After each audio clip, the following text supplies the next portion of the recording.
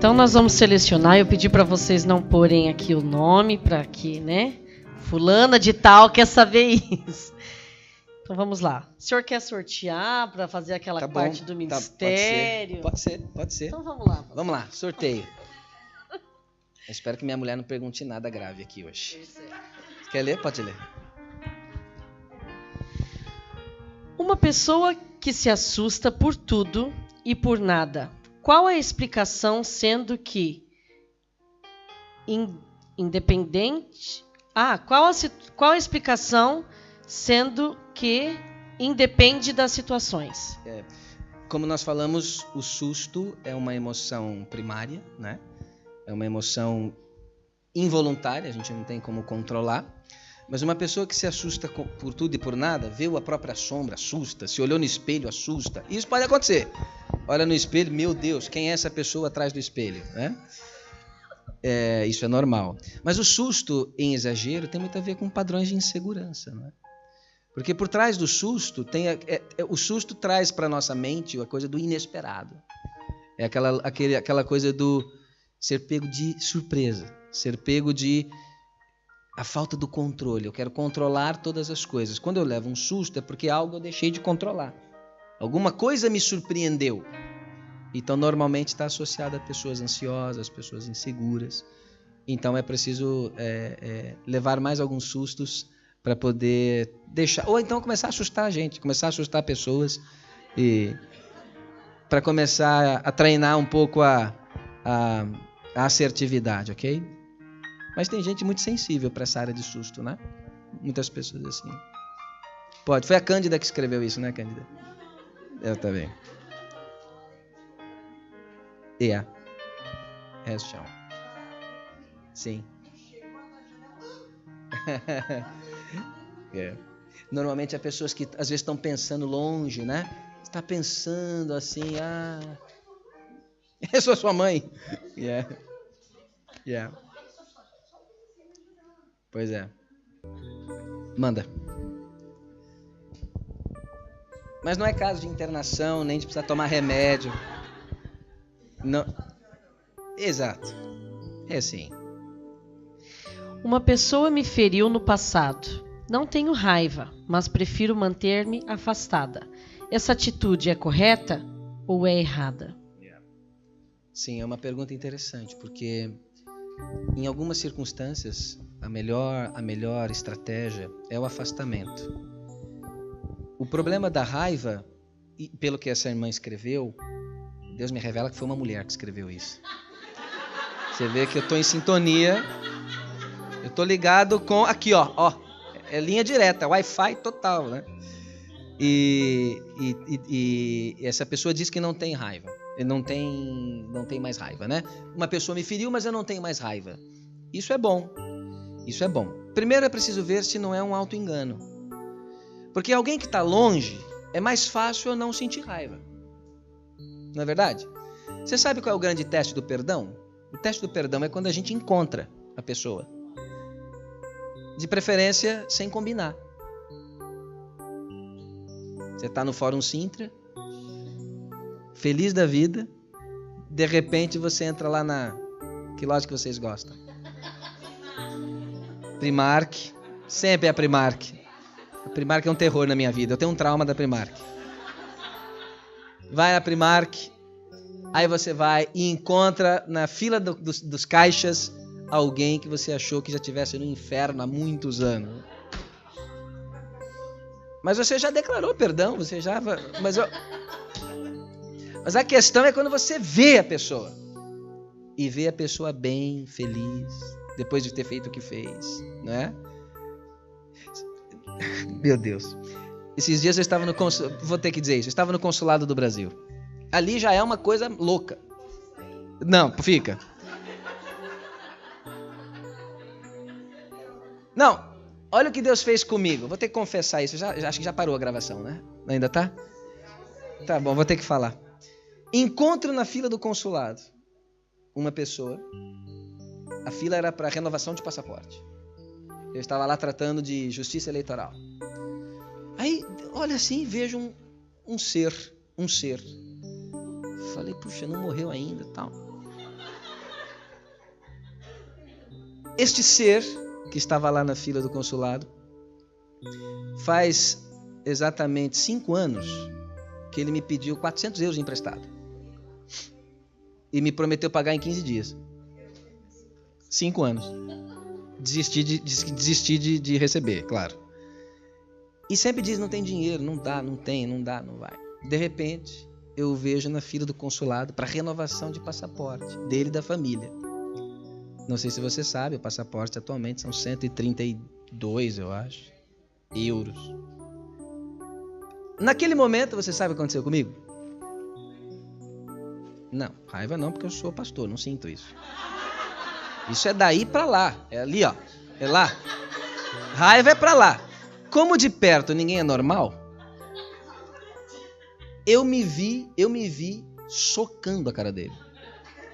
Eu me vi, seu falso, hipócrita, para pagar passaporte você tem, me dá meu dinheiro, me deve, não sei o quê. Eu já me vi, me teletransportei. Sabe um filme que você imagina, depois volta para a cena real? Eu falei, vou matar esse cara agora. Mas eu já declarei perdão tantas vezes. E tudo. De repente o Espírito Santo me fez perceber que o perdão é lindo, ótimo, mas o teste é quando você... Porque o encontro faz você ter o choque com a sua ferida. E aí eu noto que ainda preciso trabalhar mais nessa área do perdão, não é? Porque é alguém que realmente foi muito íntimo e teve acesso à minha casa, à minha família e etc. E de repente demonstrou uma pessoa de muito mau caráter, não é? Então quando nós caímos em ciladas de pessoas assim, e a gente se sente usado, não é? Já se sentiram assim, usados? Não é pelo valor monetário, Deus já me restituiu isso muito mais, não é uma questão monetária. Inclusive até brinquei um dia com a Priscila, falei, se um dia ele tivesse o caráter, dizer assim, eu quero te pagar, sabe o que Deus me mandou fazer? Dizer, eu quero ofertar na sua vida esse valor. É o que eu vou fazer. Se ele devolver e tiver a hombridade de me devolver, eu direi, então é o seguinte, eu quero semear na sua vida esse valor. Porque você teve o caráter de honrar uma dívida. É um histórico de dívidas, de gente da igreja, de pegar dinheiro com gente de igreja. E eu entrei nessa. Entende? Então, quando essa irmã diz, perdoei, não tenho raiva, a primeira coisa que eu saberia é, onde vive essa pessoa? Ah, vive na Malásia, vive na Indonésia. Ah, tá bom. Mas não parece o caso. Se alguém que foi bem resolvido, é igual uma ferida bem tratada. Ótimo, foi bem resolvido. Em algumas circunstâncias, a distância é melhor. O fato de você perdoar alguém não significa que você vai convidar essa pessoa para comer pizza na sua casa. Amar é diferente de gostar, sabiam disso? Amar é um mandamento, a gente não escolhe. Eu tenho que amar aquele irmão, eu ia falar outra palavra, eu tenho que amar aquele irmão porque eu não tenho escolha. Amar é um mandamento, ponto. Agora, caminhar comigo e partilhar da minha intimidade é diferente, é uma escolha. Eu não posso ter rancor dele, porque isso vai me deixar doente. Mas chamar de amigo, não dá. Então, veja, pensa nisso, tá bom? Então, se essa irmã conseguiu fazer esse processo, olha, tem todo o meu elogio, não é? Parabéns por isso. Por favor. Tem aí um testamento. Vem chumbo. Espero que tem algo para mim aqui. Ai, Senhor. Pastor, uma menina que teve relação com 17 anos forçado e não teve prazer na relação e até hoje não tem prazer na relação e colocou entre aspas o orgasmo. Isso é normal? Já tem quase, não vou dizer idade, tá bem? Mas a pessoa já tem alguns anos e nunca tive um orgasmo na relação e tenho vergonha de falar com o meu marido. Essa é uma situação muito comum, muito comum, muito comum. Veja, há uma situação traumática, uma situação de abuso, uma situação de violência até aos 17 anos, 16, e gerou, mas o cérebro associou atividade sexual é uma coisa má, é doloroso, é ruim, é sujo, é para dar prazer só para o homem.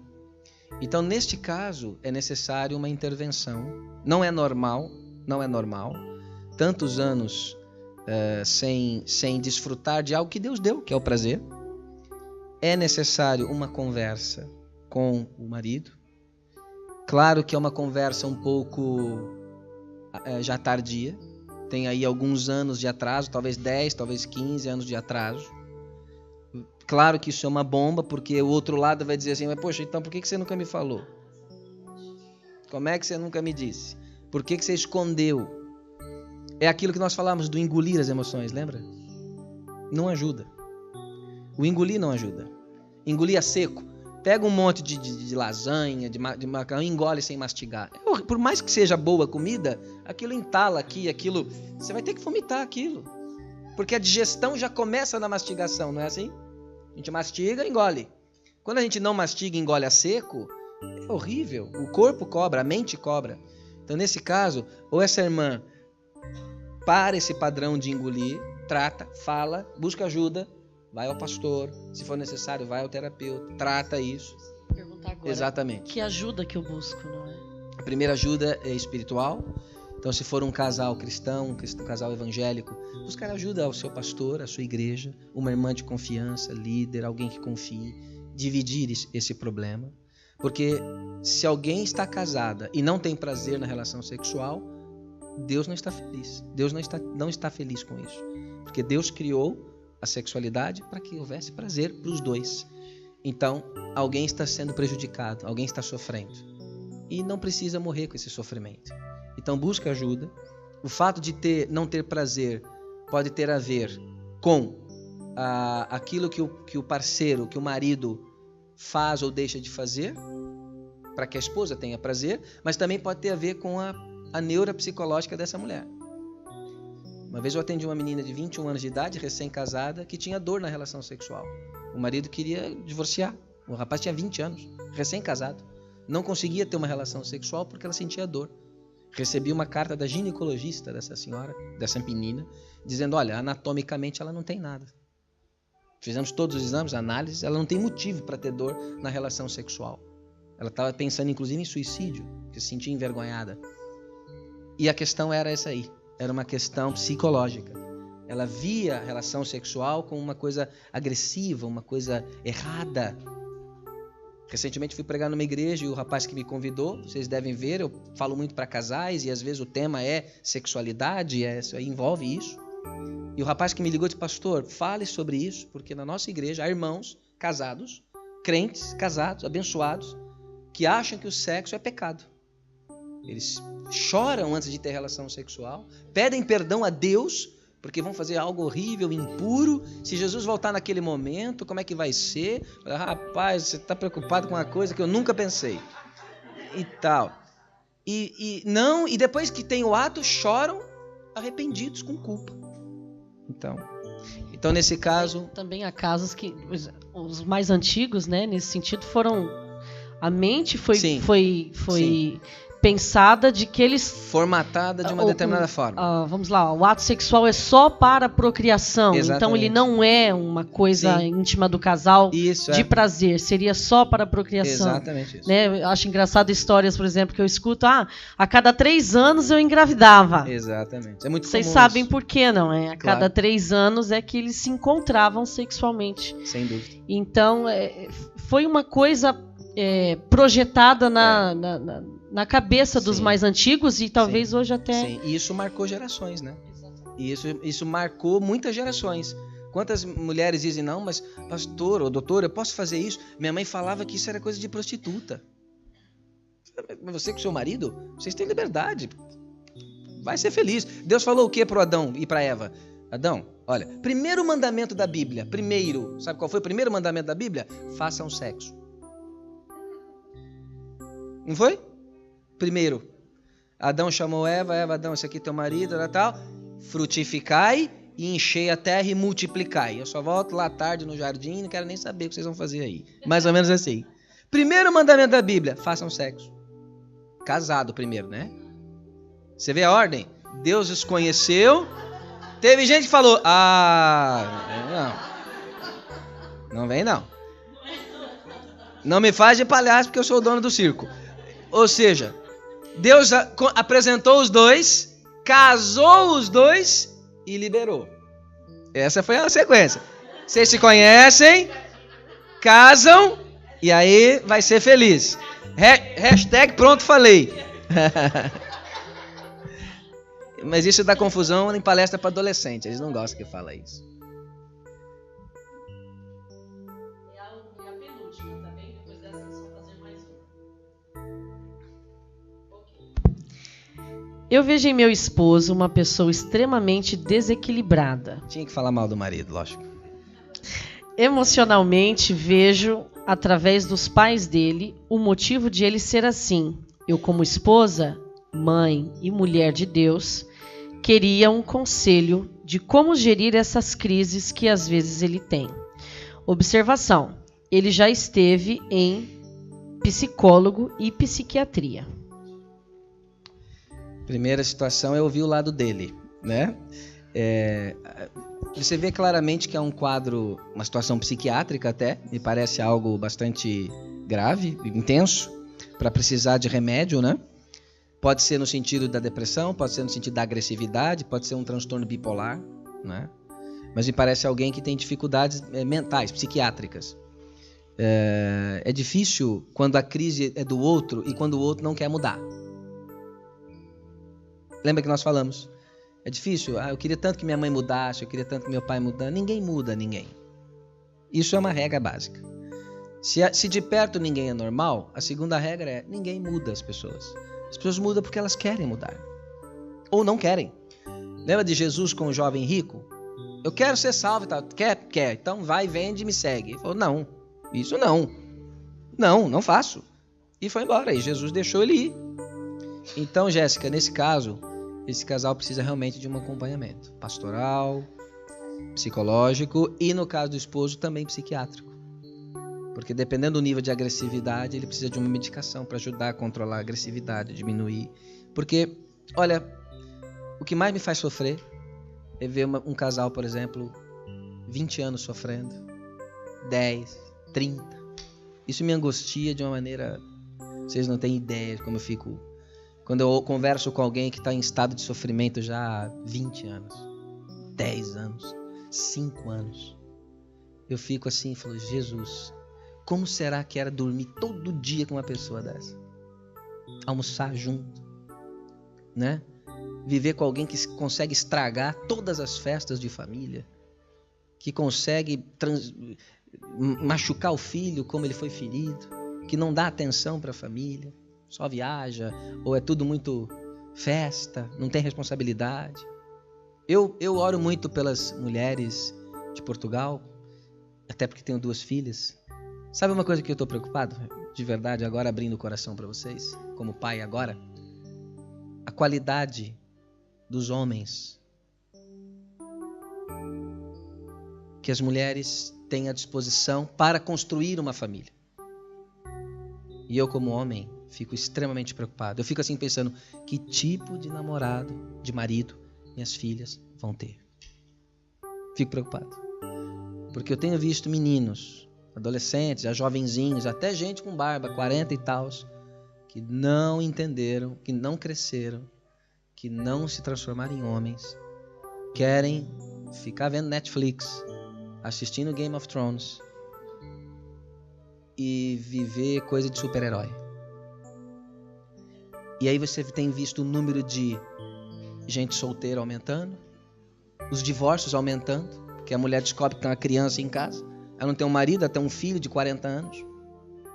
Então eu queria fazer um apelo para vocês, de verdade. Orem pelos homens. Orem pelos homens. De Portugal, do mundo, etc. Orem pelos homens. Você tem muito mais mulher do que homem no mundo. Então, dos homens disponíveis, aí você tem um grupo de homens que é casado, aí você tá fora. Aí você tem um grupo de homens que são gays. Tá mais fora ainda. E aí, do pouquinho que sobrou, tem...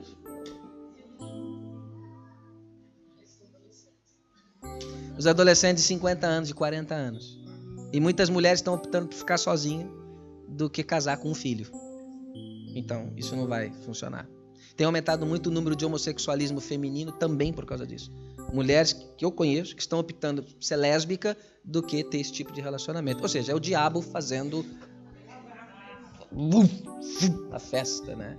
Nós como igreja temos que repreender isso em nome de Jesus. Bem? Ok, e a última pergunta então, para fechar é: como lidar com pessoas possessivas e autoritárias sem criar conflito? É um desafio, porque as pessoas possessivas e autoritárias, elas se impõem pelo medo. Elas se impõem pela força.